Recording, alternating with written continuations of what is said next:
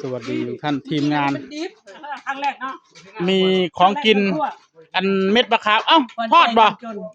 ใส่น้ำมันหน่อยนึง น้ำมัน อร่อยนะ แต่เกิดมาบ่เคยเห็นทอดเม็ดมะขามพี่น้องเอ้ย มันใกล้สูตรมะขาม นี่ สูตรป้านงสูตรป้านง อันนี้สูตรป้านงทอดเม็ดมะขาม กินเบอร์ไรมวยเลย แล้วก็มีอันนี้เพิ่นเอามาให้พี่น้องเอ้ยมะเขือเท แม่ ศ ไม้เอามาให้ ผัก และ นี้ยายสมบัติ แนวกินเฮา ซื้อมานั่นน่ะ แนวกินหลาย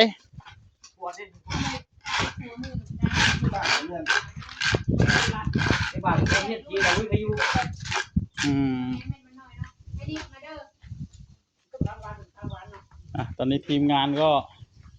กำลังโอ้เบิดระบบปูนนึกว่าสิบ่เมิดเฉยปูนเมิดพี่น้องเอ้ย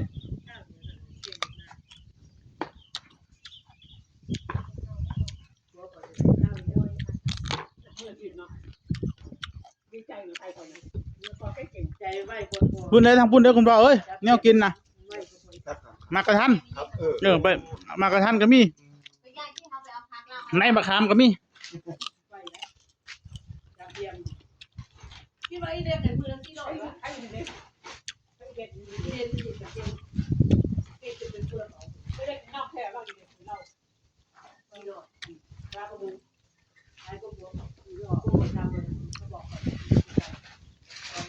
ทีมงานผสมปูนเพิ่มนะท่านผสมพอได้ใส่ก็ให้มันแล้ว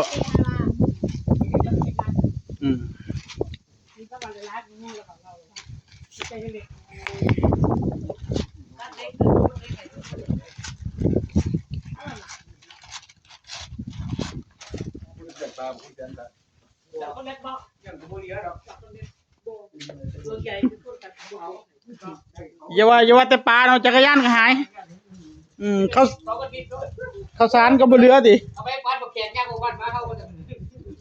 ย่างสวนเงินก็มีก็บ่น่าแขกเลยยังไม่ยังว่ามีเป็นญาติเด้อบ่ปล่อยในการบ่เปิดประตูเข้าไปบ่ได้ร้านเราไปไม่ได้มาเข้าบ่น่าแขกมาบอกแขกต่างคือร้านเราได้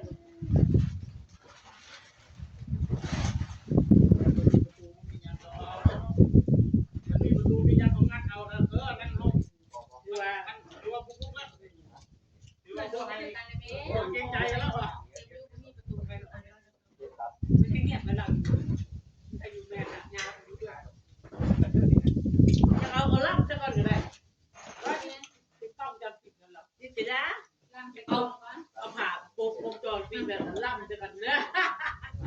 ไก่ปะนี่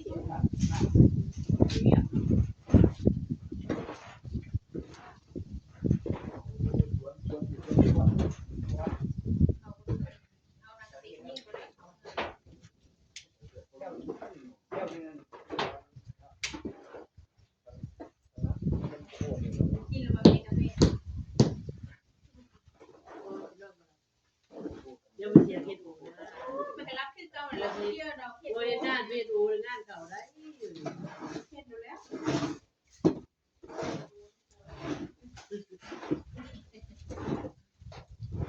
โอ้ยมันเอ็นโตขนาดนี้มากโอ้ย มันจะเห็นได้เลย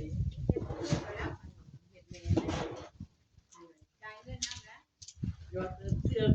ความสินมาอยู่ได้ถ้าบ่มีเงินหยอดจ้าเจอเงินบ่ได้ดอกบ่ไปจ้าบ่ได้หยอดเงินเต็มเสื้อเนาะ เต็มเสื้อแหละ50,000ว่าหยอดได้แบงค์500เฮ็ดได้ตายจะน้อยเต็มจะน้อยเต็มจะเขา นั่นแหละหัวผมจอกเนาะมี2หลอดกว่า3หลอดกว่าข้าวแล้วข้าวปลาข้าวรอคิว เรียนที่เรามีเข้ากับมาหาเอาของเราไม่ได้ ขายหลายแล้วนี่ทอใหญ่แล้วตัวขายเมื่อคือไอ้แบนเดินพี่น้าจะสุกซอยไม่ได้ขึ้นน่ะ มันต้องซอยแล้วมันก็สูงมันอันนี้อยู่แม่บ่แม่ดอกมัน พอดีมา แม่เนี่ย มันเที่ยวไปเลย เอาบ่ บอกไม่เอาเอา เฮียในแค่เราหกตัวละว่าเดิน ว่าลูกก่อน ปี ติด ยัง เนาะ ปียังเราบ่ได้เด้หัดเลยเด้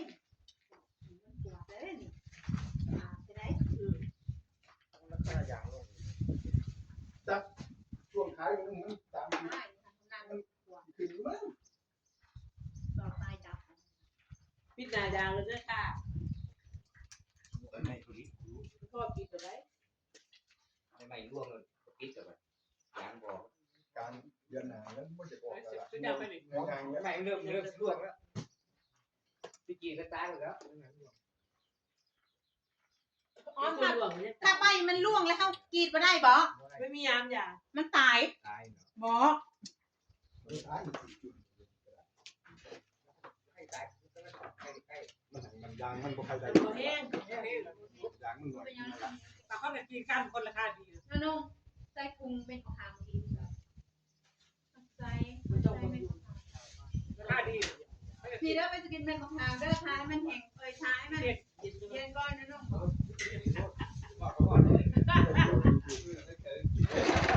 อันนี้คือโอแมนมันขึ้น ก็ได้สูดได้ก็สูด นี่อร่อย